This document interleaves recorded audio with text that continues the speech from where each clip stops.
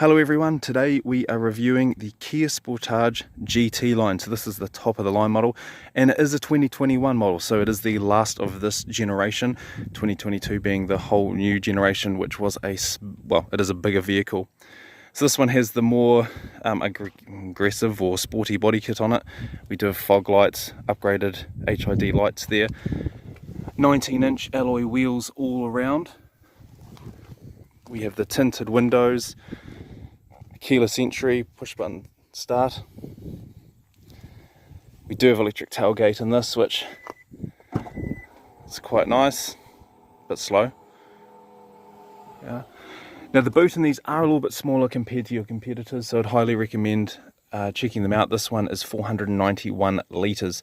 CRV for that generation was 522, and the RAV is about 542 for memory. Interesting as well, this doesn't have any what is it called, you can't fold the seats down from the back here, so you can't pull any releases to fold it. So yes, you got to walk around and open that, unless they're hidden somewhere, but I certainly can't see anything here. It does have a full-size space saver, which is quite nice. It's actually an alloy wheel, and as you can see, we do have a subwoofer, I presume, in the back here with the upgraded audio system.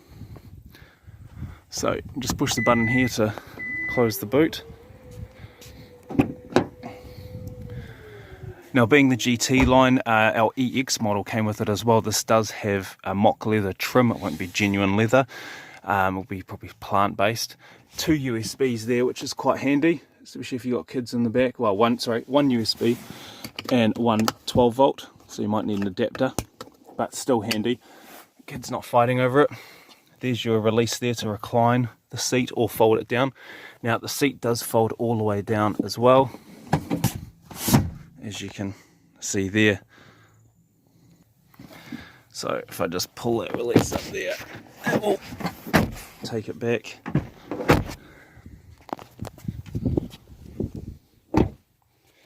There's your button to unlock the vehicle.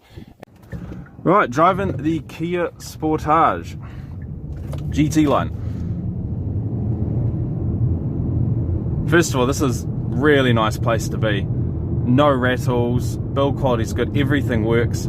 The car is 4 years old, it's done 38,000 Ks, and this had one owner, well loved, full service history, the type of car you'd like to buy. But really impressed, no rattles. I've driven some of the European stuff, you know, your V-dubs, Skodas, and even they have little rattles here and there. Only from what I've driven. I'm sure there are people out there that had no problems. But Kia's come a really long way in terms of its build quality.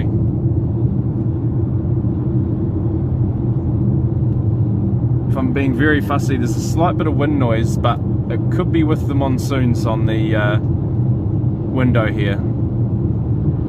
So I wouldn't like to say it's got wind noise and lead anyone astray. But country road here, pretty crap roads, a bit uneven, and just handles it really well. We're currently in eco mode. We have normal, eco, and sport, and yeah, barely know the transmission's shifting. Nice and flat through the corners. It doesn't roll or make you nervous. Ooh, bit of a straight here. This could be a perfect place for the 0 to 100. So we'll put it in sport, no cars coming behind, reset it, and go.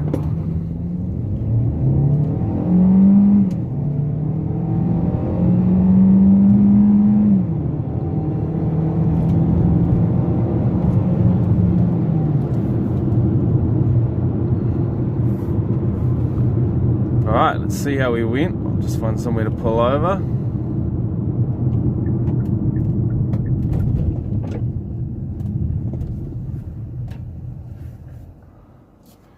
So we did 0 to 100 in 10.7, 0 to 60 kilometers in 4.7, and the 8th mile in 11.1. So it's not quick. I've driven the 1.5 turbo Honda CR-V, and that definitely feels a lot quicker than this. But it's an SUV. I don't know if it's going to be It's not going to be a weekend sports car or anything like that. It's definitely, it doesn't feel slow, it just doesn't feel quick. I think the value for money in these is, in the New Zealand market, they seem to sit alongside the CRV. CRV's got a bigger boot.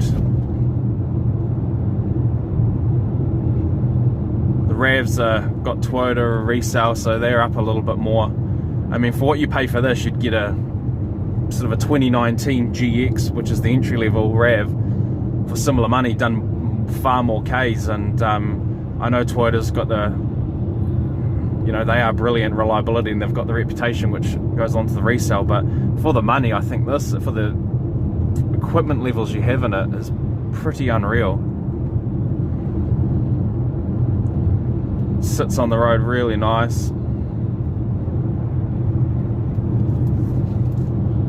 Pedal shifters feel good, and I like it how it has physical buttons. Obviously it has your touch screen, you can do your Apple CarPlay, Android Auto, but it's actually got physical buttons that I think it's an easy layout. And I think if anyone hopped in this, within 10 minutes they'd know how to use everything. Got adaptive cruise on here, everything's just labelled out nice and simple. It's not a complicated car.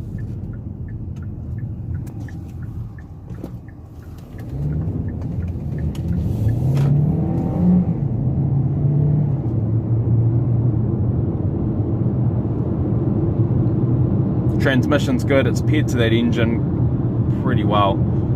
Gearing seems to be good. Sit at about 100, about 2,200 RPM, so you don't really hear the engine. Obviously you hear a bit of noise when you're flooring it, but the build quality is just really nice in this. Drives really, really well.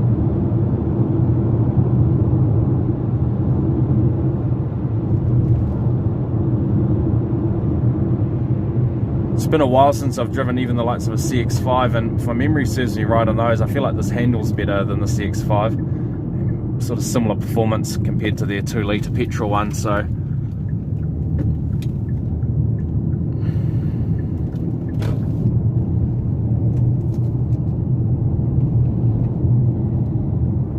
display's nice and easy to read. It's easy to use. You can take your hands off the steering wheel while looking on the road and change everything. So 9.5 litres per 100, but I have been accelerating quite a bit. When I was driving it before, I was down to about 6.8 cruising at 100 kilometres an hour with driving gently. So I would say you'll see you're in the 7s quite realistically.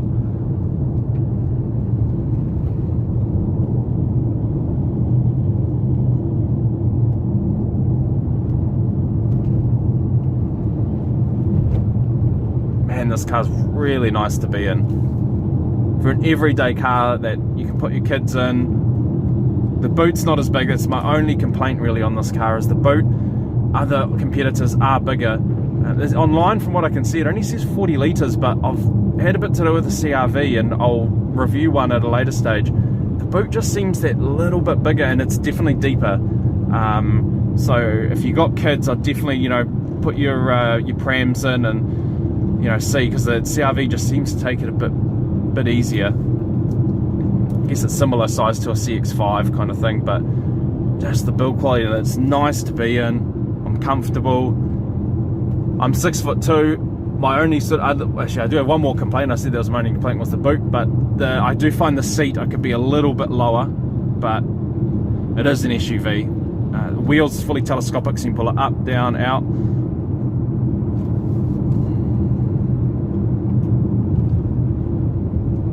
Got the cooled seat on, it's doing its thing.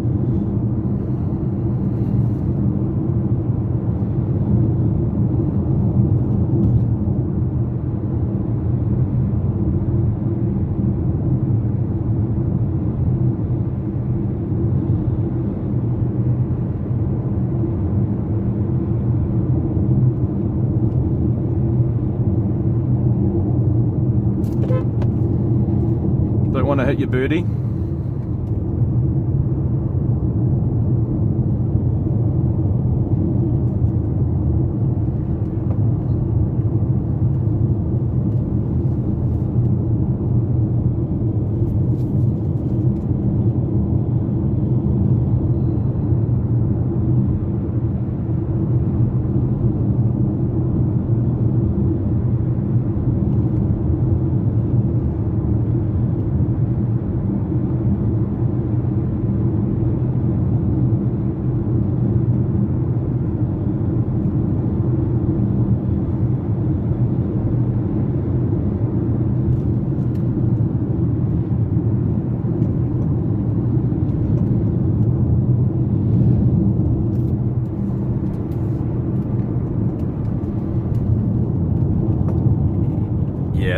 this car just handles really well. SUV, I should say, handles really nice.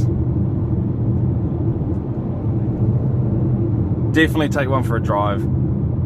I mean, the warranties are pretty good on these. In New Zealand, they have 3 years on everything, 3 years 100,000 Ks, and another 2 years powertrain, which is, I guess, the important stuff. Your engine and transmission, if it's fully serviced with them, but which is pretty standard in New Zealand. We don't have any 7-year or further, unless it's, I think some of the Chinese ones are coming through with it now, but this is just such an easy car to drive, good visibility.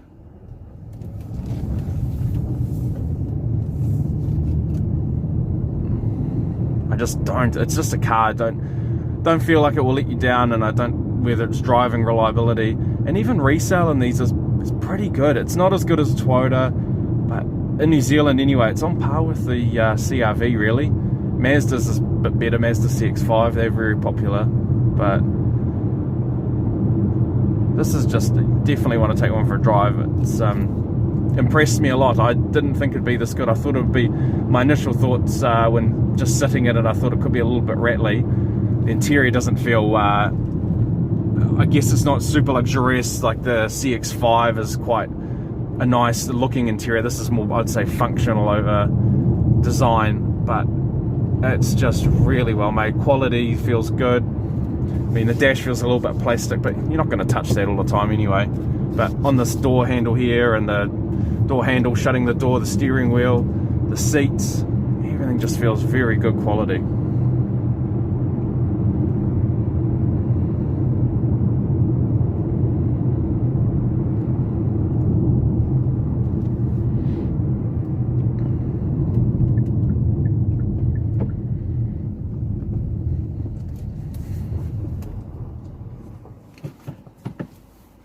Handbrake on, push button start there. Alright.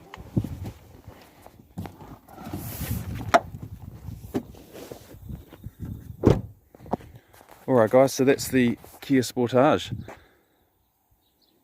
Definitely worth taking a look at. Very practical SUV, and actually a really nice car to drive. Hopefully I'll get some more SUVs on the channel. I'm new to this, as you can probably tell, but thank you for watching, and hopefully it was of some help. See you next time.